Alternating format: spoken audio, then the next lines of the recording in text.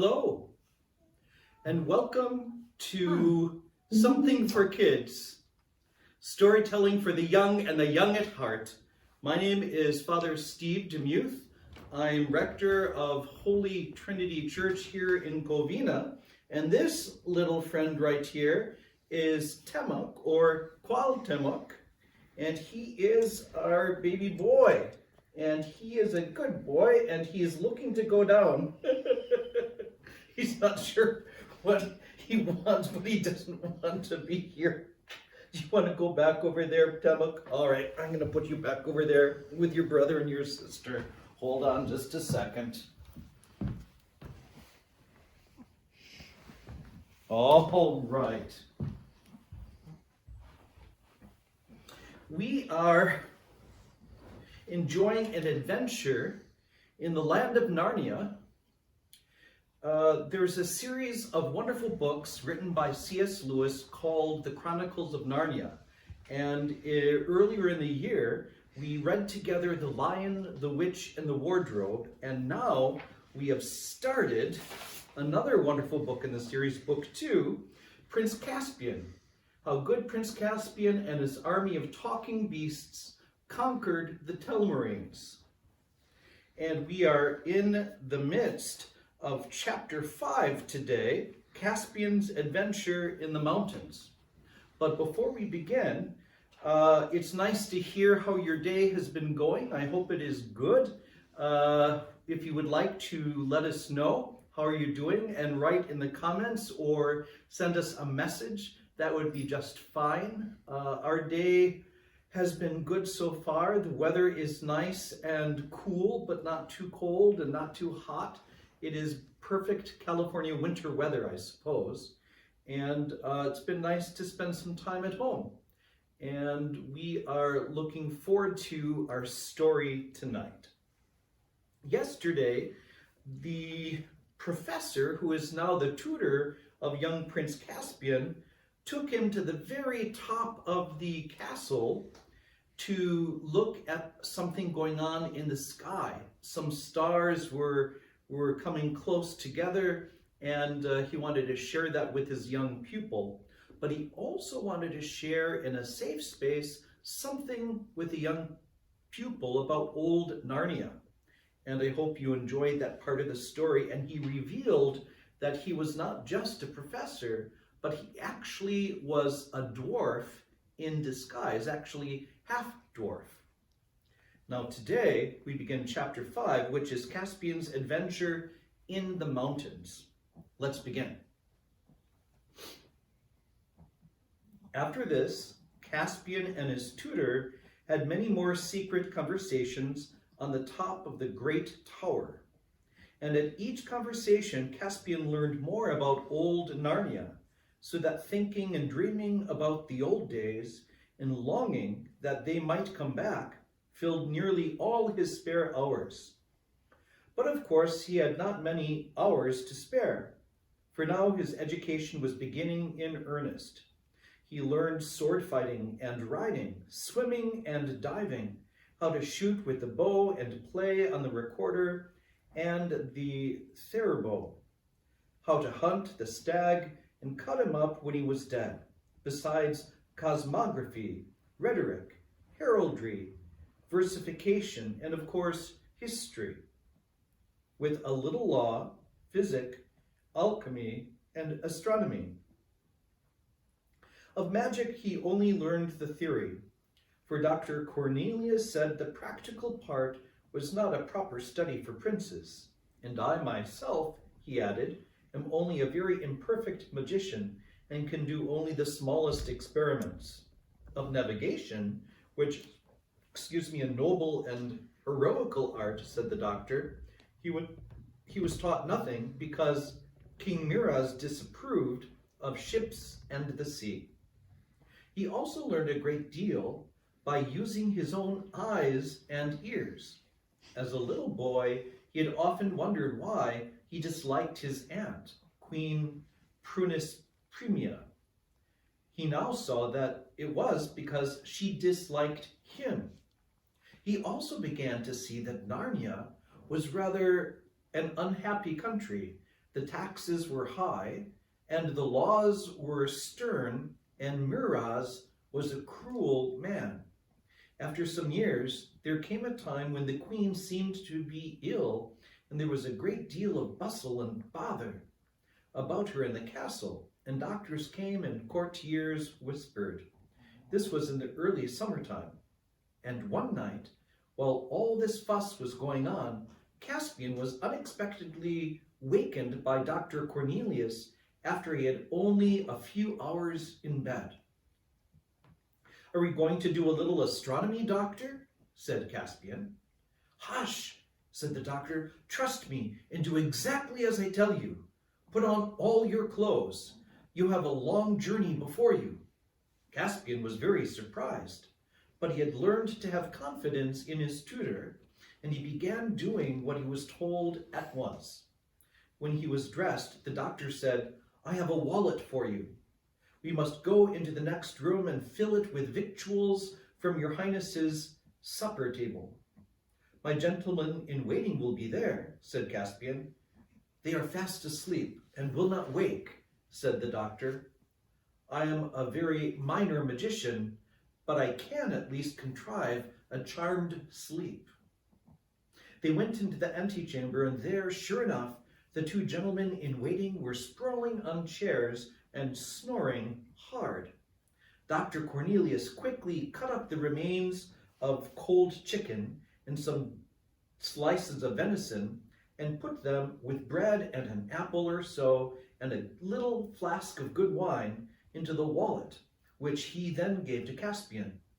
It fitted on by a strap over Caspian's shoulder, like a satchel you would use for taking books to school. "Have you your sword?" said the doctor.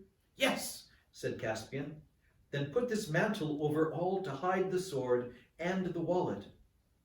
"That's right. And now we must go into the great tower and talk." When they had reached the top of the tower, it was a cloudy night, not at all like the night when they had seen the conjunction of Tara and Alambil. Dr. Cornelius said, "Dear Prince, you must leave this castle at once and go to seek your fortune in the wide world. Your life is in danger here." "Why?" said Caspian. "Because you are the true king of Narnia, Caspian the 10th, the true son and heir of Caspian the 9th. Long live your majesty." And suddenly, to Caspian's great surprise, the little man dropped down on one knee and kissed his hand. "What does it all mean? I don't understand," said Caspian. "I wonder you have never asked me before," said the doctor, "why, being the son of King Caspian, you are not King Caspian yourself. Everyone except your majesty knows that Miraz is an usurper. When he first began to rule, he did not even pretend to be the king, but he called himself Lord Protector. But then your royal mother died, the good queen, and the only Telmaraine who was ever kind to me. And then, one by one, all the great lords who had known your father died or disappeared, not by accident either. Whereas weeded them out, Belisar and Uvilas were shot with arrows on a hunting party. By chance, it was pretended. All the great house of the Passerids he sent to fight giants on the northern frontier, till one by one they fell. Arlian and Eramon and a dozen more he executed for treason on a false charge.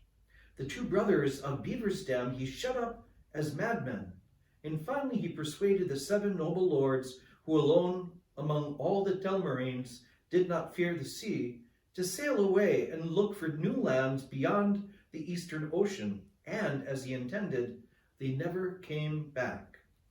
And when there were no one left who could speak a word for you, then his flatterers, as he had instructed them, begged him to become king, and of course, he did.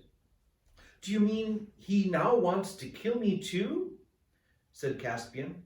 "That is almost certain," said the Dr. Cornelius.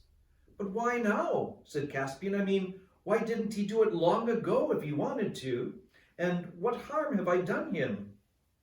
He has changed his mind about you because of something that happened only 2 hours ago. The queen has had a son. I don't see what that's got to do with it, said Caspian.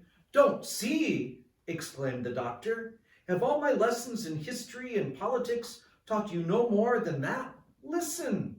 As long as he had no children of his own, he was willing enough that you should be king after he died.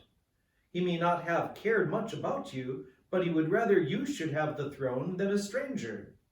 Now that he has a son of his own, he will want his own son to be the next king. You are in the way. He'll clear you out of the way. Is he really as bad as that? Said Caspian. Would he really murder me? He murdered your father, said Dr. Cornelius. Caspian felt very queer and said nothing. I can tell you the whole story, said the doctor, but not now. There is no time. You must fly at once. You'll come with me? Said Caspian. I dare not, said the doctor. It would make your danger greater. 2 are more easily tracked than 1. Dear Prince, dear King Caspian, you must be very brave. You must go alone and at once. Try to get across the southern border to the court of King Nain of Archenland. He will be good to you. Shall he never see you again? Said Caspian in a quavering voice. I hope so, dear king, said the doctor. What friend have I in the wide world except your majesty? And I have a little magic, but in the meantime, speed is everything. Here are the 2 gifts before you go. This is a little purse of gold. Alas, all the treasure in this castle should be yours by rights. And here is something far better. He put in Caspian's hands something he could hardly see, but which he knew by the feel to be a horn. That, said Dr. Cornelius, is the greatest and most sacred treasure of Narnia. Many terrors I endured, many spells I did utter to find it when I was still young. It is the magic horn of Queen Susan herself, which she left behind her when she vanished from Narnia at the end of the Golden Age. Emily, are you excited about the horn in the story? All right. Emily. All right, let's continue. It is the magic horn of Queen Susan herself, which she left behind her when she vanished from Narnia at the end of the Golden Age. It is said that whoever blows it shall have strange help.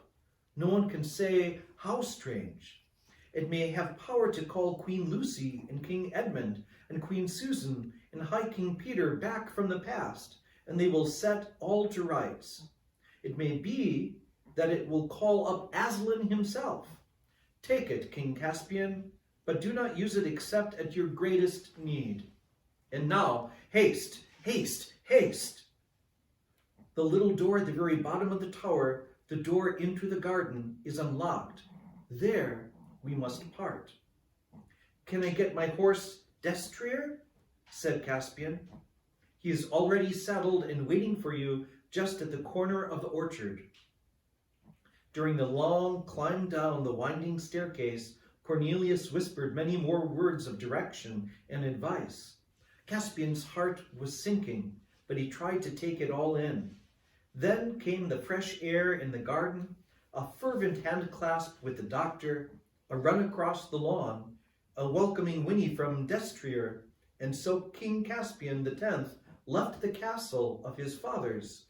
Looking back, he saw fireworks going up to celebrate the birth of the new prince. All night he rode southward, choosing byways and bridle paths through woods, as long as he was in the country that he knew. But afterwards he kept to the high road. Destrier was as excited as his master at this unusual journey, and Caspian, though tears had come into his eyes at saying goodbye to Dr. Cornelius, felt brave and, in a way, happy, to think that he was King Caspian riding to seek adventures, with his sword on his left hip and Queen Susan's magic horn on his right. But when day came, with a sprinkle of rain, and he looked about him and saw on every side unknown woods, wild heaths and blue mountains, he thought how large and strange the world was, and felt frightened and small. As soon as it was full daylight, he left the road and found an open grassy place amid a wood where he could rest. He took off Destrier's bridle and let him graze, ate some cold chicken and drank a little wine, and presently fell asleep. It was late afternoon when he woke. He ate a morsel and continued his journey, still southward by the many unfrequented lanes. He was now in a land of hills going up and down, but always more up than down. From every ridge he could see the mountains growing bigger and blacker ahead. As evening closed in, he was riding their lower slopes. The wind rose. Soon rain fell in torrents. Destrier became uneasy. There was thunder in the air. And now they entered a dark and seemingly endless pine forest, and all the stories Caspian had ever heard of trees being unfriendly to man crowded into his mind. He remembered that he was, after all, a Telmarine, one of the race who cut down trees wherever they could, and were at war with all wild things. And though he himself might be unlike other Telmarines, the trees would not be expected to know this. Nor did they. The wind became a tempest. The woods roared and creaked all around him. There came a crash. A tree fell right across the road just behind him. "Quiet, Destrier, quiet," said Caspian, patting his horse's neck. But he was trembling himself and knew that he had escaped death by an inch. Lightning flashed, and a great crack of thunder seemed to break the sky in two just overhead. Destrier bolted in good earnest. Caspian was a good rider, but he had not the strength to hold him back. He kept his seat, but he knew that his life hung by a thread during the wild career that followed. Tree after tree rose up before them in the dusk and was only just avoided. Then, almost too suddenly to hurt, and yet it did hurt him too, something struck Caspian on the forehead, and he knew no more. When he came to himself, he was lying in a firelit place with bruised limbs and a bad headache. Low voices were speaking close at hand. "And now," said one, "before it wakes up, we must decide what to do with it." "Kill it," said another. "We can't let it live. It would betray us." "We ought to have killed it at once, or else let it alone," said the third voice. "We can't kill it now, not after we've taken it in and bandaged its head and all. It would be murdering a guest." "Gentlemen," said Caspian in a feeble voice, "whatever you do to me, I hope that you will be kind to my poor horse." "Your horse had taken flight long before we found you," said the first voice, a curiously husky, earthy voice, as Caspian now noticed.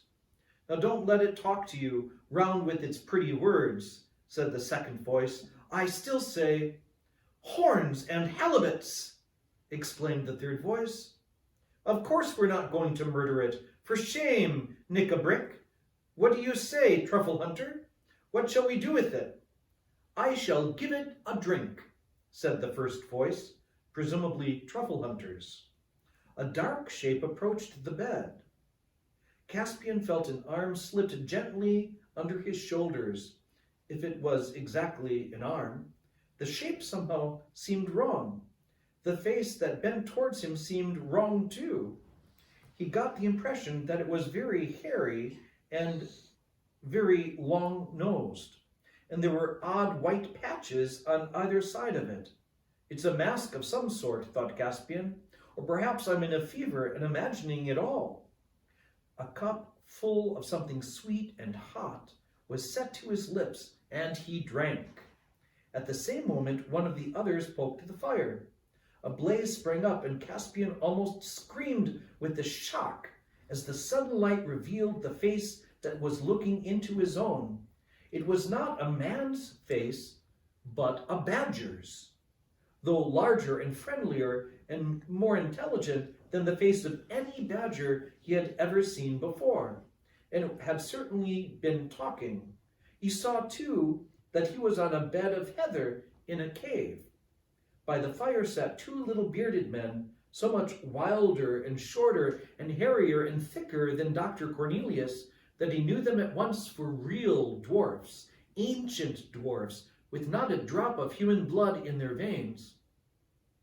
And Caspian knew that he had found the old Narnians at last. Then his head began to swim again. In the next few days, he learned to know them by names. The badger was called Truffle Hunter. He was the oldest and kindest of the three. The dwarf who had wanted to kill Caspian was a sour black dwarf. That is, his hair and beard were black, and thick and hard like horsehair. His name was Nickabrick. The other dwarf was a red dwarf, with hair rather like a fox's, and he was called Trumpkin. And now, said Nickabrick, on the first evening when Caspian was well enough to sit up and talk, we will have to decide what to do with this human. You two think you've done a great kindness by not letting me kill it, but I suppose the upshot is that we have to keep it a prisoner for life. I'm certainly not going to let it go alive to go back to its own kind and betray us all. Bulbs and bobsters, Nickabrick, said Trumpkin, why need you talk so unhandsomely? It isn't the creature's fault that it bashed its head against a tree outside a hole, and I don't think it looks like a traitor. I say, said Caspian, you haven't yet found out whether I want to go back. I don't. I want to stay with you, if you let me. I've been looking for people like you all my life. That's a likely story, growled Nickabrick. You're a Telmarine and a human, aren't you? Of course you want to go back to your own kind. Well, even if I did, I couldn't, said Caspian. I was flying for my life when I had my accident. The king wants to kill me. If you killed me, you'd have done the very thing to please him. Well now, said Truffle Hunter, you don't say so. Eh? Said Trumpkin, what's that? What have you been doing, human, to fall foul of Miraz at your age? He's my uncle, began Caspian, when Nickabrick jumped up with his hand on his dagger. There you are, he cried, not only a Telmarine, but close kin and heir to our greatest enemy. Are you still mad enough to let this creature live? You would have had stabbed Caspian then and there if the badger hadn't and Trumpkin hadn't got in the way and forced him back to his seat and held him down. Now, once and for all, Nickabrick, said Trumpkin, will you contain yourself, or must Truffle Hunter and I sit on your hands?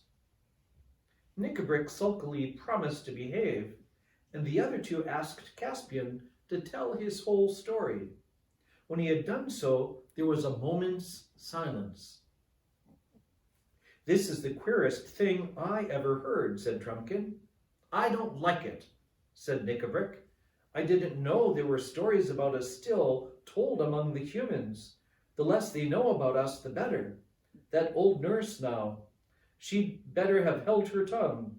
And it's all mixed up with that tutor, a renegade dwarf. I hate him. I hate him worse than the humans. Mark you my words. No good will come of it.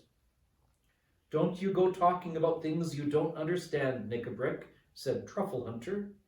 You dwarfs are as forgetful and changeable as the humans themselves.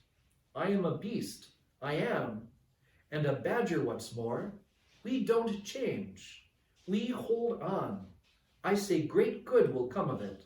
This is the true king of Narnia we've got here, a true king, coming back to true Narnia. And we beasts remember, even if dwarfs forget, that Narnia was never right except when a son of Adam was king. Whistles and whirligigs, Truffle Hunter, said Trumpkin. You don't mean you want to give the country to humans? I said nothing about that, answered the Badger. It's not men's country. Who should know better than that than me? But it's a country for a man to be king of. We Badgers have long enough memories to know that.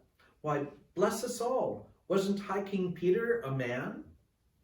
Do you believe all those old stories? Asked Trumpkin. I tell you, we don't change, we beavers, said Truffle Hunter. We don't forget. I believe in the High King Peter and the rest that reigned at Cair Paravel as firmly as I believe in Aslan himself. As firmly as that, I dare say, said Trumpkin. But who believes in Aslan nowadays? I do, said Caspian. And if I hadn't believed in him before, I would now.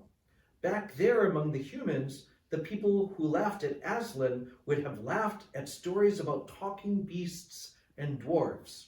Sometimes I did wonder if there really was such a person as Aslan. But then sometimes I wondered if there were really people like you. Yet here you are. That's right, said Truffle Hunter. You're right, King Caspian. And as long as you will be true to old Narnia, you shall be my king, whatever they say. Long life to your majesty. You make me sick, Badger, growled Knickerbock. The High King Peter and the rest may have been men, but they were a different sort of men. This is the one of the cursed Telmaranes. He has hunted beasts for sport, haven't you now? He added, rounding suddenly on Caspian. Well, to tell you the truth, I have, said Caspian, but they weren't talking beasts. It's all the same, said Knickerbock. No, said Truffle Hunter. You know it ain't. You know very well that the beasts in Narnia nowadays are different and are no more than the poor dumb, witless creatures you'd find in Kellerman or Telmarane. They're smaller, too. They're far more different from us than the half-dwarfs are from you. There was a great deal more talk, but it all ended with the agreement that Caspian should stay, and even the promise that, as soon as he was able to go out, he should be taken to see what Trumpkin called the others. For apparently, in these wild parts, all sorts of creatures from the old days of Narnia were still living in hiding. And here ends Chapter 5, Caspian's Adventure in the Mountains. How's the story so far? I hope you're enjoying it. I wonder where the others are hiding, and I wonder if we're going to see Aslan at some point and when he's going to meet Peter, Susan, Lucy, and Edmund, and when is he going to blow the horn? I suppose we'll find out some of that tomorrow in the next chapter, chapter 6. Well, it's time to sing our song, and let's sing all 3 verses together. I sing a song of the saints of God, patient and brave and true, who toiled and fought and lived and died for the Lord they loved and knew. And one was a doctor, and one was a queen, and one was a shepherd, his son the green. They were all of them saints of God, and I mean God helping to be one too. They loved their Lord so dear, and God's love made them strong. And they followed the right for Jesus' sake, the whole of their good lives long. And one was a soldier, and one was a priest, and one was slain by a fierce wild beast. And there's not any reason, no, not the least, why I shouldn't be one too.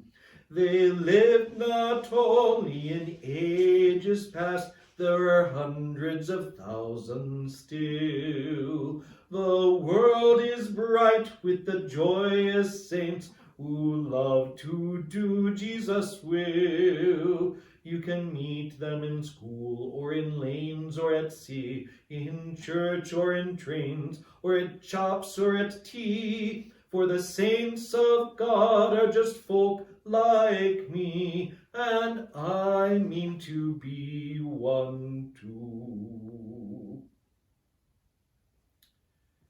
I like this song because it's a hopeful song.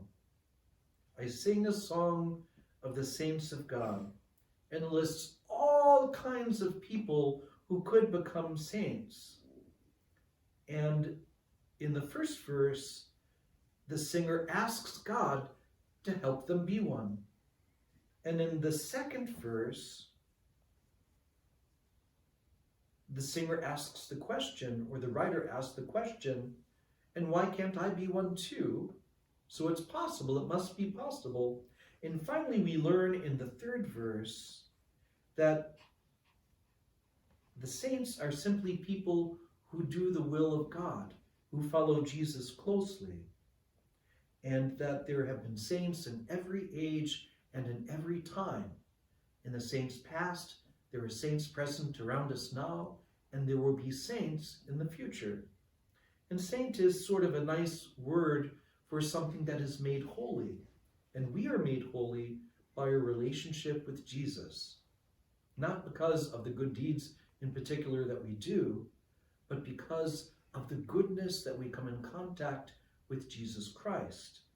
And as we live in that goodness and with the Prince of Goodness himself, Jesus, it rubs off on us, and we are graced with holiness through God.